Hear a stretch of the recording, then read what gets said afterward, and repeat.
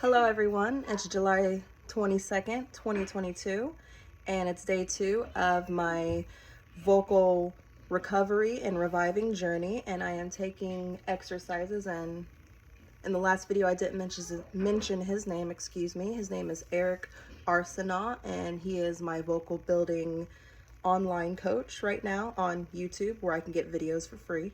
Teehee. Anyway, so I am continuing.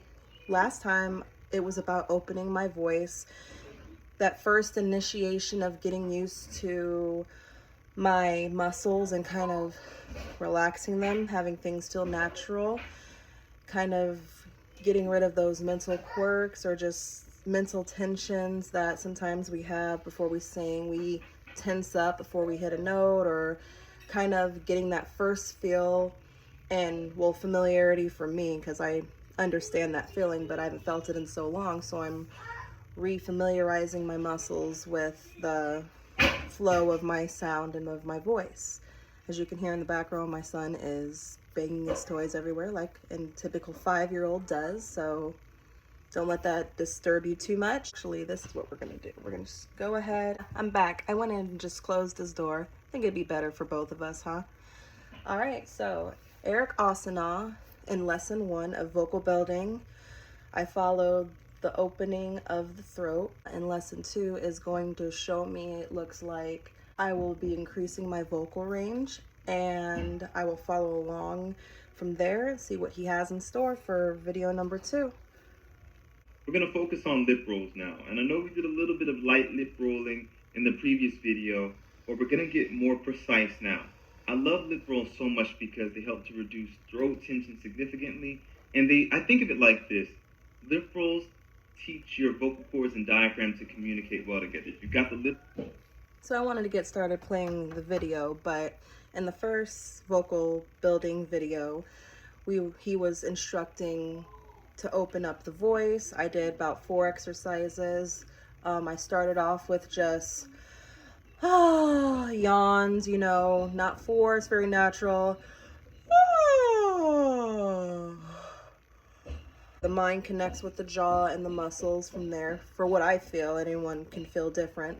Second was kind of yawning and then raising your shoulders and then letting out a yawn. Well, you don't let out, you raise, you kind of tighten up. It's kind of like getting rid of that. It's the same feeling of yawning, but your body, and then doing that, getting relaxed, letting things flow. And then the third one was going ahead and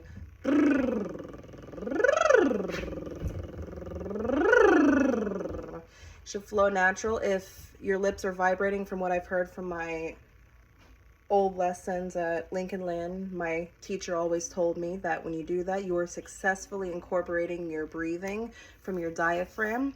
So that is a nice steady breathing and air pressure I'm giving off, and it took a minute to understand that, but once I engaged my muscles, I was able to successfully do that without even trying. So the more you're building and engaging your diaphragm, then the more that you're able to feel what it's like for that muscle to be engaged as you're pushing air for each note that you sing throughout each word, phrase, song. So, well, let's go ahead and continue, and he's gonna get more into talking about this lesson. Lip rolls are one of the most commonly agreed upon exercises amongst vocal coaches because they really work. Doing scales on a lip roll helps to reduce throat tension. It also warms up and strengthens the upper register, and it reduces vocal fatigue. All right, quick pause real quick. So it's about me listening to him, but I just wanted to cover the first video when I paused and commented. I'm just kind of letting you know what I'm taking from this video. It's got nothing to do, I'm not really making this, oh, it's the me show. So in case anyone gets that impression, no, I am actively following along and then referring back to you as the audience. I'm taking in from the video, and then I am reflecting what I just learned, what I am understanding, the process of absorbing going on up here. I have a lot of vocal fatigue lately with my voice. I think that's what gives me the demotivation to be able to push out sounds. Vocal fatigue is one of probably the most common issues just as vocalists. It can come easy with just tension, exhaustion. You're tired, you're not taking care of yourself properly. When you don't actively engage your voice every day, it can happen very quickly. I notice when I am aiming for a note, that energy to push that air out sometimes fades away quickly, and it's kind of like I short-circuited. It's like a burst of energy, burst of the sound, and then I short-circuit pretty quickly. Video, or if you know from the old videos, I love lip rolls. A lot of voice teachers do. Why? Because it teaches your vocal cords and diaphragm to work kind of perfectly together. If you've got a lip roll going the right way, you can pretty much rest assured that your body is doing the correct thing. Your body is being programmed to sing properly or healthy. When it came to singing or just picking up my voice again from just the weaknesses of my voice, the way I just try to hit notes, I noticed I had a lot of vocal fatigue over the past like 4 or 5 years. I wasn't, able to really focus on my health right. Not singing or exercising your voice properly each day could enable vocal fatigue to happen, and it was almost like it was pretty much a foundation for my voice was just vocal fatigue. If you're airing out and you're aiming for a note and it's like a rasp air out, then you probably need to get your voice checked, because that is an indicator of nodes. Very bad, very dangerous. It could turn into cysts, polyps. If you have nodules or you feel as though you have the symptoms of nodules, I'd consult a vocal doctor or an ENT and find other ways to get yourself diagnosed for that. So people mess this up and rob themselves of the full benefit.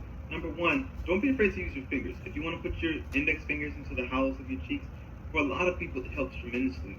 Some people lift up a little bit. You want to remember though, bottom line is that the clearest sound is the best sound.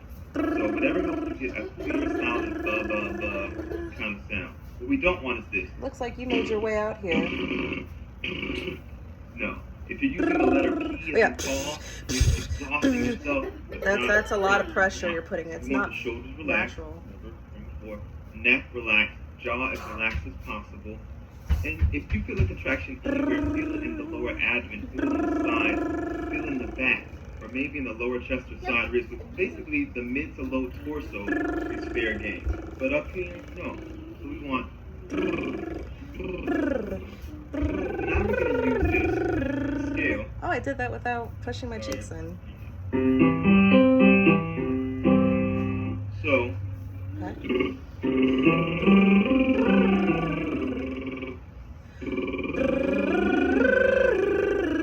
I'm not trying to punch the high note. I'm not. If you're getting that punch, Well, that's a sign that you're doing something wrong. You should be even. Not getting super loud, not getting super soft. And your neck should be completely relaxed with this one. what I'm getting from completely relaxed, I'm understanding, because it's got to be a balanced sound, not forced. Not. Let's see, I got enough air out because I forced it. So I can see the smooth vivacious of it. Looks like just sorry.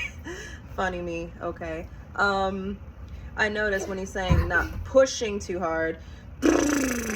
Oh, that was actually successful, but more than likely it's not going to happen. The vibration and the trembling of your lips is not, if you force it out not too loud, because at the same time then you're pushing, you're pressuring your space cavity of your mouth to push that sound, and it's just going to be too tight and nothing's going to come out. It has to flow. People who do that, it's like, okay, too much pressure as they're coming through there. At first, sometimes I kind of had issues with that, but not too much. Just at first I kind of realized that balance of pushing too much and then letting the sound flow out, that's when I started to understand that concept. Then I understand. And when he says relax too, I used to think that relaxing is, and I wonder why my mouth and my face kind of sank when I sang. I noticed that another thing. My face did that a lot. I think it's just because I thought very concrete when I first started voice lessons, and I mean, a lot of young singers do, and then even as kids too, but I mean, I wasn't a kid, I was a young adult. So without me pausing too long and talking about my experience on that, let's continue. Kind of thing. Let's do another one. For a lot of you, this might seem high. Just trying to do it. Let's turn that volume down. About lip rolls is that exercise for exploring your upper range. Okay, so my son came out, and I don't mind him coming out and seeing his mommy do her silly exercises, but sometimes he can get a little loud and then I can't hear TV, so, you know, mom life.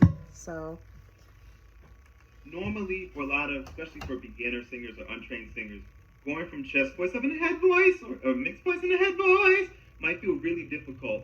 Kind of stop that mixed voice for a second there. But transitioning through your registers can feel difficult, but a lip roll makes it a lot easier. Makes it a lot easier. Takes a lot of that pressure off. Allow it to. Another thing is, you might be one of the many people for whom the lip roll is going to stop a lot at first. You might get and people get frustrated really quickly. I see it every time. What I was mentioning just a second ago. I just can't do it, Eric. I just can't. No, you can't do it now. Okay. But it doesn't mean that you're necessarily even doing anything wrong. It's just a matter of you. It's a matter of the moment you get over kind of those instant doubts in your head, like I can't do it. Then if you actually kind of just relax and apply yourself and not think bad and say I can't. If you just let yourself keep doing it, eventually you'll get it. Fair enough, you know. Repetition. Your body will learn. You just have to keep doing it. And I'm going to show you exactly what to do in such an instance. So if you're getting, I'll just switch up the scale just for old time's sake.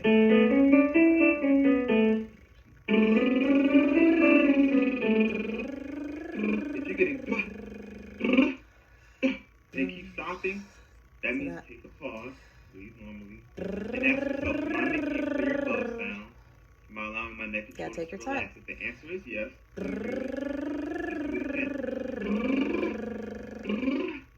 take another break.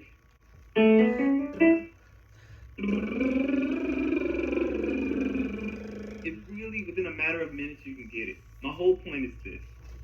Stopping or moving on will gain you nothing. I consider lip rolls like an iron. Like it's like ironing out the wrinkles of a shirt.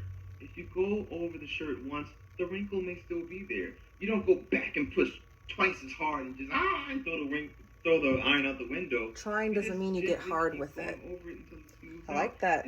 You get hard trying. Trying is just doing it effectively. Don't bash the iron. Don't. I'm gonna lip roll this. Just chill. He knows. I like this guy already. It's only been my second day. He knows. It might take a few tries. You might have to keep going over it. But it doesn't mean that you suck. It doesn't mean that you give up singing forever. It just means that at the present moment, your diaphragm, and your vocal cords are not on one accord. You have to teach them how to work together. And the great news is, the smoother your lip rolls get, the smoother your overall singing will get, the freer your overall singing will get. If you can I feel like that kind of surface trying, like kind of like you're putting a lot of hard pressure on it, like I was mentioning just a little while back in my video. I wasn't like that to the extreme. I was not, doing all some people do, and respect, we all grow from things. But I mean, when it came to just singing, I was just I was kind of putting too much hard effort into things a lot, and it's only because we do that when it's something is technically new for us and we're not sharing how we should feel about it, how the feel should be. The feel shouldn't be so hard in it. And even though sometimes, even, you know, people who've been singing run into challenges and they overcome it, that's that initial feel. Like everything is kind of tense. It's kind of like when you walk into a room and you're talking with people for the first time, you're not seeing how they would react, and you're kind of just getting a feel for things. You know, sometimes my eyes just like to be all big and wide. I'm sorry. I got big eyes sometimes when I'm really into something. My eyes will have bursts of bigness, so. Feels absolutely comfortable right now. I don't care if yesterday you were able to sing this. If right now that's too high, then it's too high. Listen to your body. The only way to expand our range truly is to do it gradually. That was F major, by the way. If you force your range up, you are going to frustrate yourself. You might get that note, but it's not going to grow. You gotta gradually, the notes we attain gradually, the notes that we repeat, those are the notes that will grow. If you're getting, oh, I hit that note. No, that's not the way to do it. Be smart about it. Be patient. Listen to your body. If you feel like a dragon we feel as though we cannot have time to listen to our bodies, and we have to keep trying and just make it and just push it. Just make it and just push it, and that's not the right way. That's you're gonna mess yourself up bad. Don't use as much pressure as you need to get it going. Don't start with the letter B. Don't think of blowing. Start with the letter B.